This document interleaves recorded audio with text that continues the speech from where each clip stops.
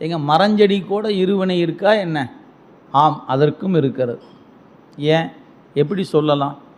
இப்போ ஒரு உதாரணத்துக்கு சொல்லணும்னா, ஒரு கோயில், அந்த கோயில் ஒரு தலவிருட்சம் அப்படின்னு ஒரு மரம் இருக்கிறது.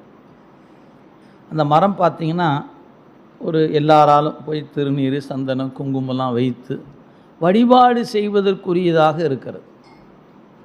அது அந்த இடம் வணக்கத்துக்குரியதாக இருக்கிறது. அதுவே அந்த கோயிலை ஒட்டி மற்ற இடங்கள் நிறைய மரங்கள் இருக்கிறது. அது வணக்கத்துக்குரியதாக இருப்பதில்லையே. இதுவும் மரம்தான், அதுவும் மரம்தான். ஏன் அந்த ஒரு மரம் வணக்கத்துக்குரியதாகிறது அப்படின்னா, அது அந்த தலத்துக்குரிய விருட்சம் என்ற பெயராலால். அப்படி ஒவ்வொன்றுக்கும் ஒரு காரணத்தை நீங்கள் சொல்லலாம். எனவே தாவரமாக இருந்தாலும் கூட அதுவும் புண்ணியம் செய்திருந்தால் தான் அதில் வருகிற